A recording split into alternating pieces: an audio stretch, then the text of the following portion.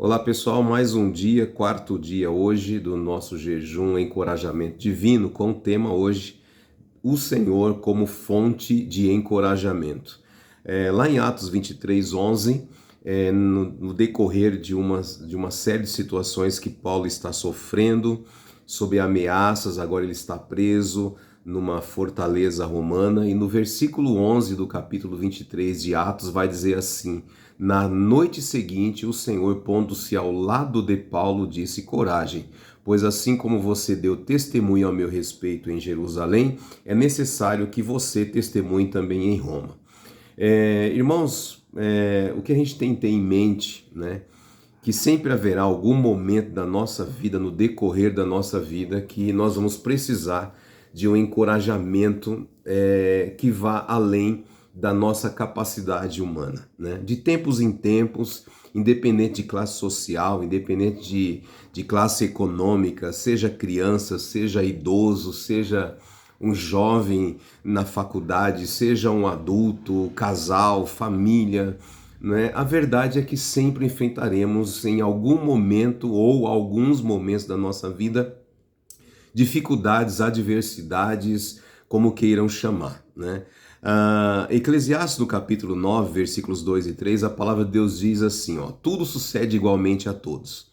O mesmo sucede ao justo e ao ímpio, ao bom e ao puro, como ao impuro. Assim como ao que sacrifica, como ao que não sacrifica, assim ao bom como ao pecador, ao que jura, como aquele que tem medo do juramento. Este é o mal que há em tudo quanto se faz debaixo do sol, que a todos sucede o mesmo. Então é assim, queridos, o dia mal não escolhe ninguém, né? O dia mal não escolhe aquele que não crê em Deus porque ele não crê em Deus. Ou o dia mal não deixa de alcançar o crente que crê em Deus porque ele é crente. Não. O que a palavra diz é que é o seguinte: debaixo deste sol, ou seja, debaixo deste céu, todos nós estamos sujeitos em algum momento, como eu disse, alguma dificuldade, algum percalço na nossa caminhada, né? E no texto que nós lemos, fala exatamente desse momento que esse homem de Deus, tão entregue, né, se doou completamente ao Senhor, está vivendo um momento muito difícil, né? Ele que, poxa vida, fez viagens missionárias, levantou recursos para abençoar a igreja de Jerusalém, e agora ele chega em Jerusalém, as pessoas se revoltam contra eles ali, o seu compatriota, se revoltam contra ele, e agora nesse momento ele está preso numa fortaleza romana, porque as pessoas queriam ali avançar sobre ele e verdadeiramente levá-lo à morte, e havia até uma trama para isso. Então nós vemos que todos estão sujeitos às adversidades, mas na vida daquele que crê em Deus é diferente, porque no dia da luta nós temos uma consolação que vem do próprio Deus, e essa consolação ela nos fortalece. O próprio Senhor Jesus, ele diz lá em João 16:33 que todos nós, né, teríamos aflições enquanto vivermos aqui, mas devemos ter bom ânimo. Por que esse bom ânimo? Por causa dele. Porque assim como ele venceu, se olharmos para ele, nós também venceremos. Então, a diferença entre aquele que crê e o que não crê é que no dia mau, aquele que não crê se entrega ao desespero, se entrega ao caos, né? Chega ao ponto que nós vemos muitas vezes as pessoas tirando sua própria vida. Mas aquele que crê, ele tem uma fonte de consolo. Ele tem o próprio Senhor que lhe sustenta, que lhe anima e lhe coloca de pé. A gente vê isso com Elias lá em 2 Reis 19, quando Elias está completamente entregue até mesmo ao ponto de desejar a morte. Mas o Senhor aparece a Elias, né? E ali o Senhor encoraja novamente Elias. O mesmo acontece com outro exemplo que é Daniel. E Daniel, depois de estar jejuando ali vários dias, ele passa mal, mas o Senhor vem, o anjo consola, o anjo o anima. A palavra diz que o Senhor Jesus, quando tentado no deserto, depois de 40 dias e ser tentado pelo tentador, diz que os anjos do Senhor vieram e o serviram. Pedro viveu isso em Atos no capítulo 5. Paulo teve muitas experiências, não é? Com o anjo do Senhor vindo, consolando, Atos 27, lá por volta do capítulo 11, capítulo 20 mais ou menos, né? Então Paulo tem essas experiências também. Só que aqui a palavra diz que foi o próprio Senhor que chegou ao lado de Paulo, pôs-se ao lado de Paulo para encorajá-lo, né? E aqui nós temos algumas lições muito importantes, 4 na verdade, que eu quero deixar com você. A fonte, né? A fonte de encorajamento que nos levanta, nos sustenta, nos mantém de pé até a vitória é o Senhor. É a primeira coisa que a gente aprende aqui. A presença de Deus é a fonte de encorajamento mais vital e importante da nossa vida. Você pode ser encorajado por um amigo, por um familiar, mas nenhuma se compara à presença de Deus. Aqui o texto diz que naquela noite o Senhor, pondo-se ao lado de Paulo, né? Então veja, há momentos na nossa vida que é só a presença de Deus é capaz de nos dar ânimo, força, fé para a gente continuar e mais ninguém. Não foi um amigo de Paulo, não foi um conhecido de Paulo, foi o próprio Deus, porque Deus entendeu que era a presença dele, era fundamental na vida do seu servo. E o que nós aprendemos com isso, meus irmãos, é que nos piores momentos da nossa vida, quando nós pressentimos o maior mal se aproximando, ou ainda que estejamos no olho do furacão, nós temos a quem recorrer. Nós temos um ajudador, nós temos um Deus fiel, que Ele está ao nosso lado.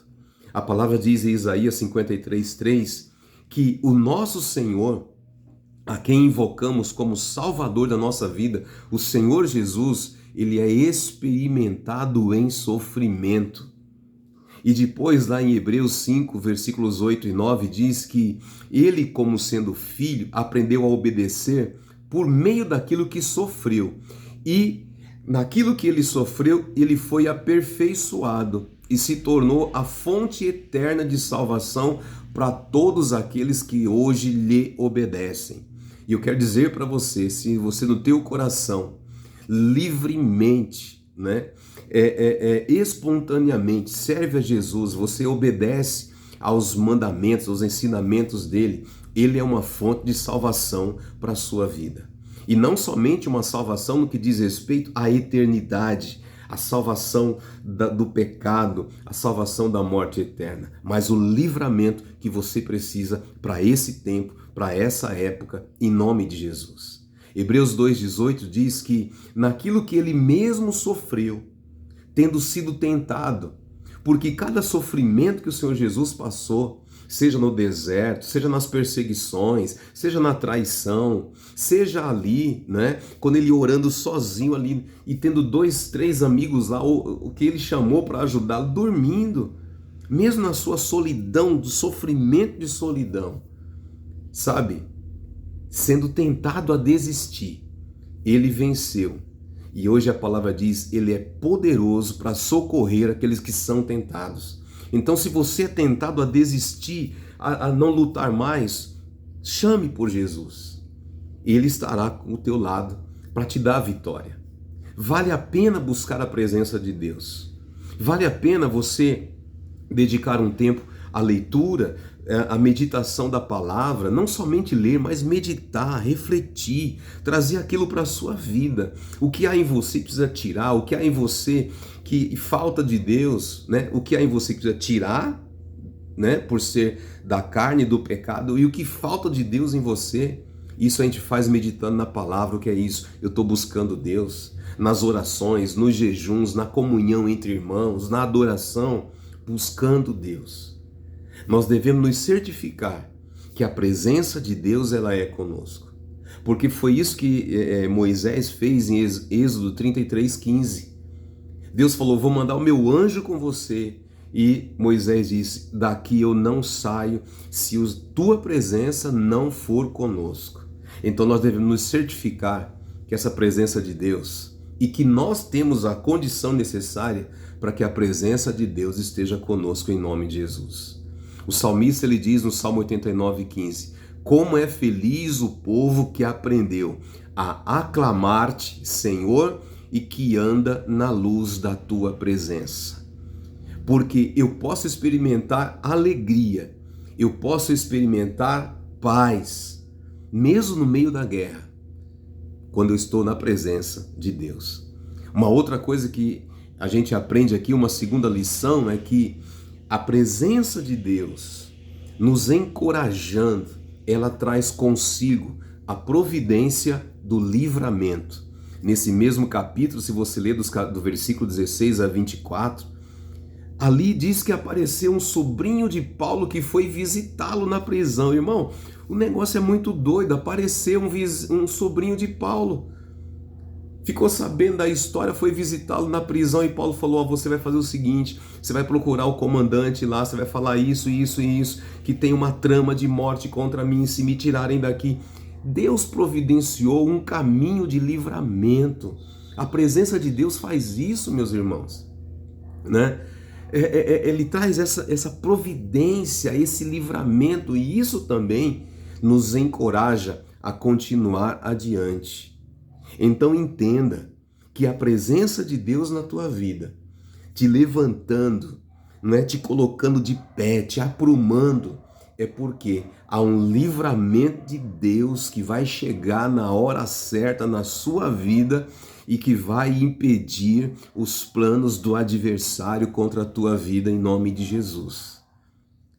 No livramento e na providência que vem de Deus, há um encorajamento para a sua vida. Então acredite hoje. Se você deixou de acreditar, de esperar o livramento do Senhor, Deus é com você, Deus não desistiu de você e Ele vai trazer esse livramento na sua vida em nome de Jesus, porque nada vai impedir os planos, os propósitos de Deus para a sua vida em nome de Jesus. A terceira lição é que o amor e a compaixão de Deus também são uma fonte de encorajamento para a nossa vida. Deus diz assim para ele: assim como você testemunhou a meu respeito aqui em Jerusalém. O que Deus está dizendo com isso? Deus o está encorajando. Deus está dizendo: eu sei das tuas obras. Porque, irmãos, é uma tendência da gente, né? Quando a gente começa a entrar num declínio, numa luta, e a guerra ela cresce, a gente tem uma tendência de começar a pensar: onde foi que eu errei? Ou então, né? Puxa, eu fiz tudo certo. Agora eu fui traído, eu fiz tudo certo, fui abandonado, eu fiz tudo certo, porque era o caso de Paulo, irmão, fez tudo certo. Abençoou quem tinha que abençoar, entregou-se plenamente ao Senhor. E está vivendo isso na sua vida, perseguido, traído, as pessoas fazendo armações contra a vida dele, querendo tirar a vida dele. Então, às vezes, a gente começa a entrar nesse sentido, né? Poxa, eu fiz tanto, eu me doei tanto, ou então, tantos anos eu sirvo a Deus e eu não entendo. E a gente começa a achar, né? Será que valeu a pena? Será que está valendo a pena servir a Deus? Será que a minha vida de oração vale a pena? Né? Será que os meus jejuns valem a pena? Ou então a gente começa a considerar onde nós erramos, onde nós falhamos. Só que tem uma palavra que diz assim, ó, 1 Coríntios 15, 58. Portanto, meus amados irmãos, mantenham-se firmes e que nada os abale.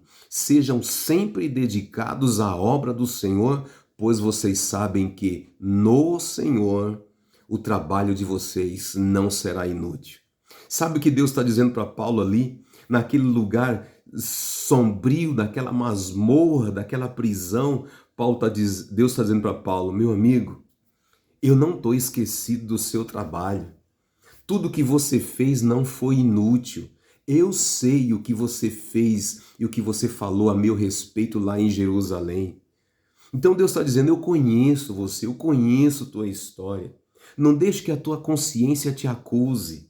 E eu quero dizer isso para você, irmão. Não deixe que a tua consciência te acuse por nada em nome de Jesus. Mas, ainda que a tua consciência te acuse, vou deixar uma palavra no seu coração. 1 João 3, 20 e 22.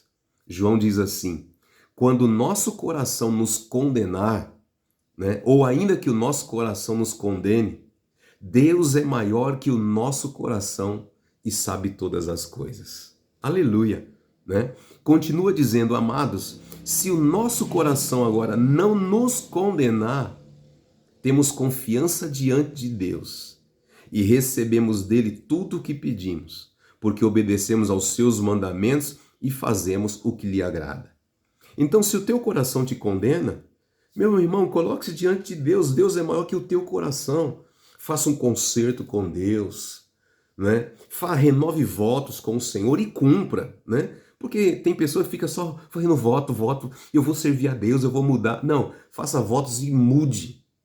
Porque a palavra diz que uma vez que o nosso coração não nos condena, primeiro que Deus é maior, Ele pode perdoar. E quando nosso coração não nos condena, nós temos confiança em Deus. E nós sabemos o que eu pedi, o que eu ouvi da parte de Deus, eu viverei para a glória do Senhor, em nome de Jesus. Então, o que se pede de nós unicamente na palavra, né, de Deus é que nós sejamos achados fiéis, que nós sejamos achados íntegros do Senhor. Isso é importante para Deus. Isso é importante. E Paulo era um homem íntegro. O que é íntegro? É ser inteiro. A minha vida como um todo pertence ao Senhor. E a última lição para a gente encerrar esse quarto dia do nosso jejum é que o plano de Deus também é uma fonte de encorajamento na nossa vida. Então veja que Deus está ao lado de Paulo, Deus proveu um livramento para Paulo, Deus, ele diz para Paulo, olha, eu conheço a tua história. Ou seja, é o amor de Deus, é o cuidado de Deus, é a compaixão de Deus no nosso momento de fraqueza. E agora Deus diz para Paulo o seguinte, né? Então ele fala assim, coragem, assim como você testemunhou a meu respeito em Jerusalém, deverá testemunhar também em Roma. Ou seja, Deus está dizendo, o plano não mudou. Não é porque você está aí nessa fortaleza que o plano mudou. Não, nada mudou. Tudo permanece igual, Paulo. Você foi chamado para ser meu instrumento, você pregou aqui para os gentios, para o seu próprio povo, mas você vai para Jerusalém. Você vai, ou melhor dizendo, você vai para Roma, você vai chegar lá. Querido, Deus está dizendo em outras palavras, nada mudou no meu plano original na sua vida. E eu quero deixar isso com você hoje em nome de Jesus. Aquele que começou a boa obra é fiel para completá-la na tua vida até o dia de Cristo Jesus. E ninguém pode mudar isso. Coloque os olhos naquilo que Deus te chamou. Coloque os olhos na promessa de Deus. Coloque os teus olhos em Jesus. Traga sempre no teu coração aquilo que um dia Deus te falou. Você vai ser um servo de Deus, você vai ter uma família abençoada, você vai prosperar nos teus caminhos. Eu tenho um nível de prosperidade para você. Coloque os teus olhos no plano original de Deus, porque isso vai te dar força no dia mau.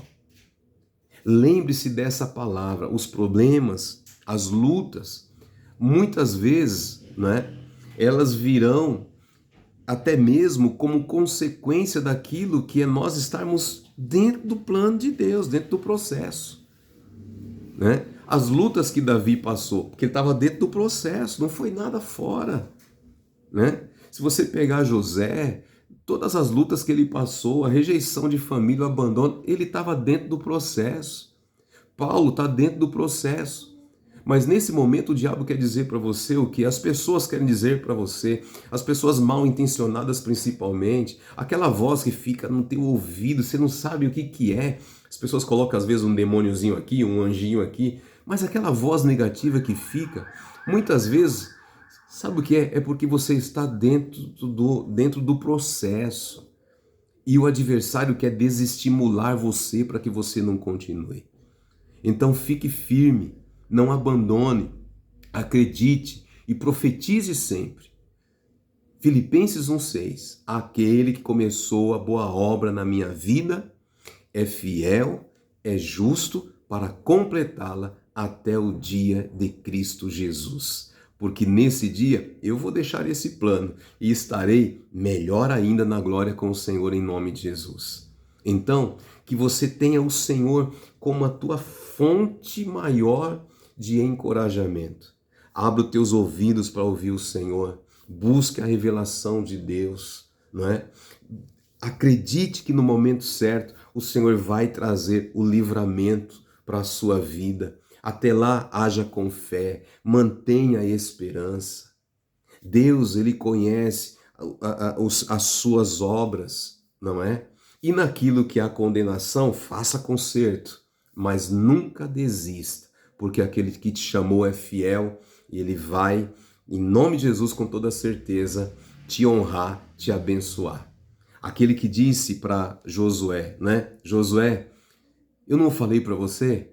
E eu quero encerrar dizendo isso para você. Deus está dizendo nessa noite. Como ele disse para Josué, seja forte, seja corajoso. Faça o que eu estou te mandando. Faça o que eu estou te ensinando. Não se apavore, não desanime, pois o Senhor, o seu Deus, estará com você por onde você andar. Jesus disse lá no finalzinho de Mateus, se você ler. Jesus disse, vão, falem de mim, testemunhem de mim, e eu estarei com vocês todos os dias, até a consumação dos séculos. Então é isso, irmãos. Sirva a Deus. Quebre as tuas cadeias e sirva ao Senhor. Sirva a Jesus. Dê o teu testemunho de vida. Fale quem Jesus é para você e Ele vai estar com você, te ajudando todos os dias da tua vida. Amém? Que o Senhor te abençoe. Que o Senhor esteja ao teu lado. Que a presença do Senhor ela possa ser sentida na tua vida, ela possa ser vista por aqueles que estão ao teu redor, pela dimensão da obra que o Senhor está fazendo na tua vida, para a glória dele, em nome de Jesus. Amém. Que Deus abençoe.